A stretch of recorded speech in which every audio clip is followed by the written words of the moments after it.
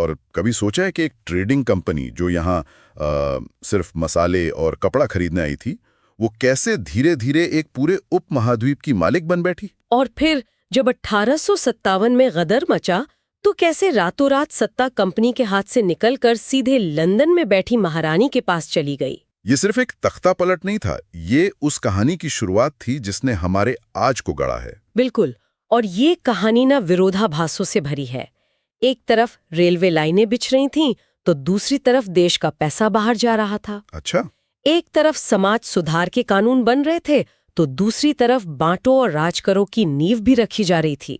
हर फैसले का एक उजला पहलू था और एक स्याह भी। तो आज हम ब्रिटिश भारत की इसी जटिल कहानी की परतों को खोलेंगे, लगभग 1828 से लेकर 1947 की आजादी तक। हमारे पास जो जानकारी है वो इस पूरे दौर को एक टाइमलाइन की तरह दिखाती है। हम देखेंगे कि अलग अलग गवर्नर जनरल और वाइसरॉय की नीतियां कैसी थीं। कुछ सुधारक, कुछ साम्राज्यवादी और कुछ बेहद दमनकारी। और हमारा मकसद सिर्फ ये जानना नहीं है कि क्या हुआ, बल्कि ये समझना है कि क्यों हुआ और उसका हम पर आज क्या असर है। तो चलिए इस टाइमलाइन पर पहला पड़ाव देखते हैं। शुरुआत करते हैं एक ऐसे गवर्नर जनरल से जिन्हें अक्सर एक समाज सुधारक कहा जाता है, लॉर्ड विलियम बेंटिक। बेंटिक का नाम आते ही सबसे पहले 1829 का सती प्रथा उन्मूलन कानून याद आता है। ये वाकई बहुत बड़ा और प्रगतिशील कदम था।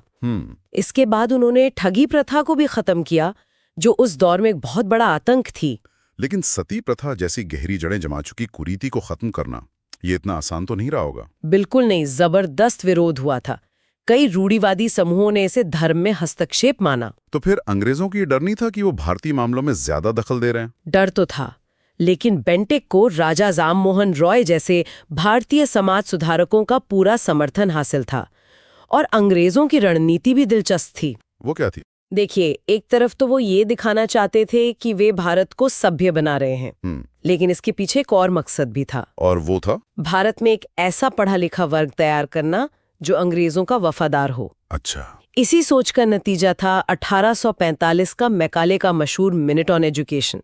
मतलब ये वो पल था जब तय हो गया कि भारत का पढ़ा लिखा वर्ग दुनिया को किस भाषा और किस नजरिए से देखेगा। मतलब अंग्रेजी को उच्च शिक्षा का माध्यम बना दिया गया। हाँ, और अदालतों से फारसी को हटाकर अंग्रेजी लागू कर दी गई। तो एक तरफ समाज सुधार, दूसरी तरफ साम्राज्य की जड़ों को मजबूत करने की कोशिश। ये विरोधाभास तो यहीं से शुरू हो गया था। बिल्कुल। और इस विस्तार और आधुनिकीकरण को जिस शख्स ने अपनी नीति का केंद्र बनाया वो थे लॉर्ड डलहौजी। 1848 से 1856 तक। उन्हें आधुनिक भारत का निर्माता भी कहा जाता है। हाँ, और इसकी वजह साफ है। उनके दौर में भारत में बहुत कुछ पहली बार हुआ। 1853 में बॉम्बे से ठाणे के बीच पहली passenger train, post office act, telegraph लाइनें और पीडब्ल्यूडी यानी पब्लिक वर्क्स डिपार्टमेंट भी। और शिक्षा के लिए 1854 का वुड्स डिस्पैच, जिसे भारतीय शिक्षा का मैग्ना कार्टा कहते हैं। ये सब सुनने में बहुत शानदार लगता है ना? हाँ, लगता तो है जैसे भारत तरक्की की राह पर दौड़ पड़ा हो। पर यहाँ एक सवाल पूछना जरूरी है, ये तरक्की किसके लिए हो रही थी? मतलब ये कि जिन रेलवे लाइनों को हम एक महान विरासत मानते हैं, उनका पहला और सबसे जरूरी काम था सेना को देश के किसी भी कोने में तेजी से पहुंचाना, ताकि किसी भी विद्रोह को कुचला जा सके। एग्जैक्टली। और दूसरा काम था देश के अंदरूनी हिस्सों से कच्चा माल बंदरगाहों तक लाना, ताकि उसे इंग्लैंड की फैक्ट्रियों में भेजा जा सके। तो ये आधुनिकीकरण साम्राज्य की अपनी जरूरतों के लिए था। बिल्कुल। और इसी नियंत्रण को और मजबूत करने के लिए आई उनकी सबसे बदनाम पॉलिसी, व्यपगत का सिद्धांत या डॉक्ट्रिन ऑफ लैप्स। हाँ, ये असल में भारतीय रियासतों पर कब्जा करने का एक सीधा साधा तरीका था। फंडा ये था कि अगर किसी राजा का अपना बेटा नहीं है तो उसका राज छीन लो। बिल्कुल। सतारा, झांसी, नागपुर, एक एक करके कई रियासतें इसका शिकार बनी। और अवध का मामला तो और भी अलग था। हाँ, अवध पे तो कुशासन का इल्जाम लगाकर 1856 में कब्जा कर लिया गया। इन नीतियों का नतीजा ये हुआ कि भारतीय राजाओं और नवाबों में एक डर का माहौल बन गया। और यही डर, यही गुस्सा 1857 के गदर की सबसे बड़ी राजनीतिक वजहों में से एक बना। तो डलहौजी के आधुनिक भारत की नींव पर ही 1857 के विद्रोह की आग भड़की। और इस विद्रोह ने भारत में ब्रिटिश राज का चेहरा हमेशा के लिए बदल दिया। उसने लंदन में बैठी सरकार को हिलाकर रख दिया। उन्हें समझ आ गया कि एक ट्रेडिंग कंपनी के भरोसे अब भारत को नहीं चलाया जा सकता। इसके बाद आया भारत सरकार अधिनियम 1858। और इसका सबसे बड़ा असर ये हुआ कि ईस्ट इंडिया कंपनी का राज खत्म हो गया और शासन सीधे ब्रिटिश क्राउन यानी महारानी के हाथ में आ गया। सही बात है। और इसी के साथ गवर्नर जनरल का पदनाम बदलकर वाइसरॉय कर दिया गया। और इस बड़े बदलाव के गवाह बने लॉर्ड कैनिंग, जो भारत के आखिरी गवर्नर जनरल और पहले वाइसरॉय थे। बिल्कुल। कैनिंग का पहला काम था विद्रोह के जख्मों पर मरहम रखना। उन्होंने आते ही डलहौजी की डॉक्ट्रिन ऑफ लैप्स वाली नीति को रद्द कर दिया, ताकि रियासतों को भरोसा दिलाया जा सके। हाँ, लेकिन मरहम लगाने के साथ साथ वो नियंत्रण का एक नया, ज्यादा मजबूत ढांचा भी बना रहे थे। जैसे कि 1860 में भारतीय दंड संहिता यानी आईपीसी का लागू होना। एग्जैक्टली। आईपीसी जैसे कानून बनाकर वो पूरे देश को एक समान कानूनी व्यवस्था के तहत ला रहे थे। ये सेंट्रलाइजेशन का एक बड़ा टूल था। और इसी दौर में 1857 में ही कलकत्ता, बॉम्बे और मद्रास में यूनिवर्सिटियों की नींव भी रखी गई। तो एक तरफ शांति की बात हो रही थी, दूसरी तरफ एक नए, ज्यादा केंद्रीकृत साम्राज्य की नींव रखी जा रही थी। विद्रोह के बाद अंग्रेजों ने कंट्रोल करने का एक नया तरीका निकाला, लेकिन इसके बाद दो ऐसे वॉइसरॉय आए जिनकी सोच एक दूसरे से बिल्कुल उल्टी थी। जैसे दिन और रात। लॉर्ड लिटन और लॉर्ड रिपन। ये फैसलों ने तो मतलब भारतीय राष्ट्रवाद की आग में घी डालने का काम किया। सबसे पहले तो 1878 का वर्नाक्युलर प्रेस एक्ट। ये भारतीय भाषाओं में छपने वाले अखबारों का गला घोंटने वाला कानून था। हाँ, अगर कोई भी अखबार सरकार की आलोचना करता तो उसकी प्रिंटिंग प्रेस तक जब्त हो सकती थी। और उसी साल आर्म्स एक्ट भी आया, जिसमें भारतीयों के लिए हथियार रखना गैर कानूनी बना दिया गया, जबकि अंग्रेजों को पूरी छूट थी। ये तो साफ साफ नस्ली भेदभाव था। लेकिन जिस घटना ने लोगों के मन में सबसे ज्यादा गुस्सा भरा, वो था 1877 का दिल्ली दरबार। सही कहा। उस वक्त दक्षिण भारत में भयानक अकाल पड़ा था, लाखों लोग भूख से मर रहे थे, और यहाँ दिल्ली में एक शानदार जश्न मनाया जा रहा था। ये कल्पना करना भी मुश्किल है, एक तरफ जश्न और दूसरी तरफ लोग भूख से मर रहे थे। बिल्कुल। इन घटनाओं ने पढ़े लिखे भारतीयों को ये सोचने पर मजबूर कर दिया कि ये हमारा राज नहीं है। और फिर लिटन के ठीक बाद आए लॉर्ड रिपन, जिनकी छवि एक उदार वाइसरॉय की थी। हाँ, उन्होंने आते ही वर्नाक्युलर प्रेस एक्ट को रद्द कर दिया। उन्हें भारत में स्थानीय स्वशासन का जनक भी कहा जाता है। पर क्या वो स्थानीय स्वशासन असल में प्रभावी था? सच कहूं तो नहीं। 1882 में जो नगर पालिकाएं और जिला बोर्ड बने, उनके पास न तो ज्यादा पैसा था, न ही असली अधिकार। हाँ, एक अच्छी शुरुआत थी, पर थी बहुत सीमित। अच्छा।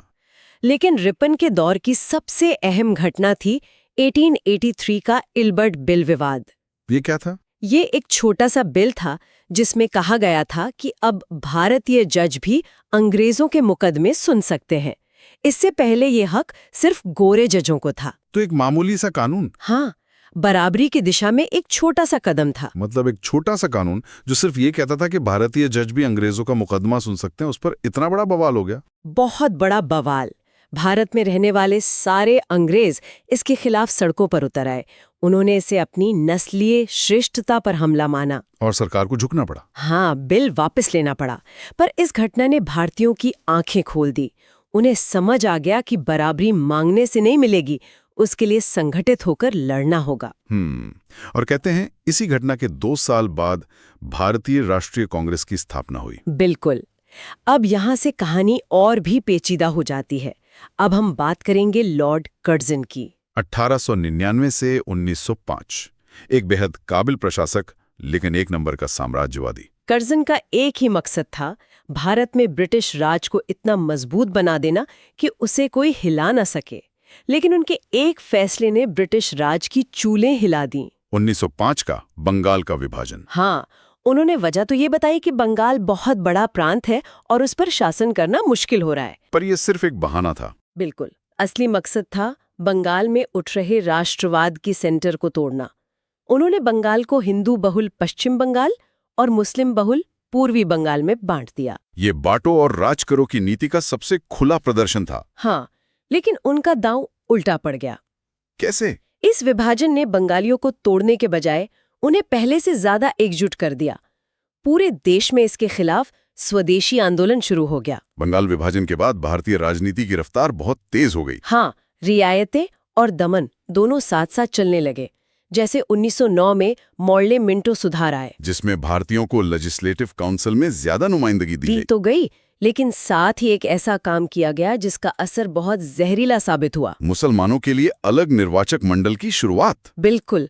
इसका मतलब था कि कुछ सीटों पर सिर्फ मुस्लिम उम्मीदवार खड़े होंगे और उन्हें वोट भी सिर्फ मुस्लिम ही देंगे। यहीं से वो बीज बोया गया जिसकी कड़वी फसल हमें 1947 में काटनी पड़ी। हालांकि बढ़ते दबाव के चलते 1911 में बंगाल विभाजन रद्द कर दिया गया और राजधानी को कलकत्ता से दिल्ली शिफ्ट कर दिया गया। लेकिन दमन का चक्र रुका नहीं रुका। लॉर्ड चेम्सफोर्ड के दौर में ये साफ दिखा। एक तरफ 1919 में मॉन्टेग्यू चेम्सफोर्ड सुधार आए और दूसरी तरफ उसी साल बिना मुकदमे के किसी को भी जेल में डालने वाला रॉलेट एक्ट आया। और इसी काले कानून के विरोध में जलियांवाला बाग का वो भयानक नरसंहार हुआ। ये ब्रिटिश राज का असली चेहरा था। एक हाथ में थोड़ी सी रियायत, दूसरे हाथ में बेरहम लाठी। और अब हम कहानी के आखिरी और सबसे तूफानी दौर में पहुंचते हैं। 1930 और 40 का दशक। लॉर्ड लिनलिथगो का कार्यकाल तो पूरी तरह से द्वितीय विश्व युद्ध की छाया में बीता। और फिर 1942 में गांधी जी ने भारत छोड़ो आंदोलन का नारा दिया। बिल्कुल। अंग्रेजों ने इसे पीठ में छुरा घोंपना कहा, लेकिन भारतीय नेताओं का तर्क था कि हम एक साम्राज्य की आजादी के लिए लड़ें, जबकि हम खुद गुलाम हैं। भारत छोड़ो आंदोलन ने ये साफ कर दिया कि अब भारतीय पूरी आजादी से कम कुछ भी स्वीकार नहीं करेंगे। युद्ध खत्म होने के बाद ये तो तय हो गया था कि अंग्रेजों को भारत छोड़ना पड़ेगा। सवाल सिर्फ ये था कि कैसे और कब। लॉर्ड वेविल ने 1945 में शिमला सम्मेलन और 1946 में कैबिनेट मिशन के जरिए हल निकालने की कोशिश की, पर तब तक देर हो चुकी थी। हाँ, कांग्रेस और मुस्लिम लीग के बीच खाई इतनी बढ़ चुकी थी कि उसे पाटना नामुमकिन लग रहा था। और इसी नाकामी के बाद फरवरी 1947 में लॉर्ड माउंटबेटन को भारत का आखिरी वाइसराय बनाकर भेजा गया। उनका मिशन एक ही था, सत्ता का हस्तांतरण, चाहे जैसे भी हो। माउंटबेटन ने बहुत तेजी से काम किया और 3 जून 1947 को अपनी योजना पेश की, जिसमें भारत के बंटवारे की बात साफ साफ कह दी गई थी। और रियासतों को आजादी दे दी गई कि वो भारत या पाकिस्तान किसी में भी शामिल हो जाए। और 15 अगस्त को भारत आजाद तो हुआ, लेकिन बंटवारे का एक ऐसा जख्म लेकर जो आज तक भर नहीं पाया है।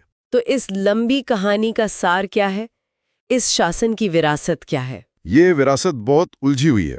इसे सिर्फ अच्छा या बुरा कहकर नहीं समझा जा सकता। सबसे दिलचस्प बात यह है कि जिन्हें हम सकारात्मक और नकारात्मक पहलू कहते हैं, वो अलग अलग नहीं है, बल्कि एक ही सिक्के के 2 पहलू हैं। इसे थोड़ा और समझाइए। ठीक है। जिन रेलवे लाइनों को हम एक सकारात्मक विरासत मानते हैं, वही असल में आर्थिक शोषण का सबसे बड़ा जरिया थी। अच्छा। इन्हीं के जरिए भारत के अंदरूनी हिस्सों से कच्चा माल बंदरगाहों तक और वहां से इंग्लैंड भेजा जाता था। तो विकास तो हुआ, पर किसके लिए? और आधुनिक शिक्षा? आधुनिक शिक्षा आई जिसने हमें दुनिया से जोड़ा, लेकिन उसी शिक्षा ने हमें अपनी जड़ों से काटा भी और समाज में एक अंग्रेजी बोलने वाले और न बोलने वाले का फर्क पैदा किया, जो आज भी कायम है। हाँ, एक एकीकृत प्रशासनिक ढांचा मिला, लेकिन उसकी कीमत हमने आर्थिक शोषण और अनगिनत अकालों के रूप में चुकाई। और सबसे बड़ी कीमत बंटवारा, बांटो और राज करो की नीति। हाँ, उस नीति ने जो जहर बोया उसने देश को ही तोड़ दिया। तो 1947 में हमें सिर्फ आज़ादी नहीं मिली, हमें एक जटिल विरासत भी मिली, जिसमें निर्माण भी था और विनाश भी। आज जब हम इस पूरी यात्रा को देखते हैं तो एक सवाल सोचने पर मजबूर करता है। ब्रिटिश शासन के दौरान जो प्रशासनिक ढांचा, जो कानून और यहाँ तक कि जो सीमाएं खींची गईं, क्या हम आज उनसे पूरी तरह आज़ाद हो पाए हैं? या आज भी हमारी राजनीति और समाज उन्हीं लकीरों पर चल रहा है जो किसी और ने खींची थी? ये एक ऐसा सवाल है जिसका जवाब हम सबको मिलकर खोजना होगा।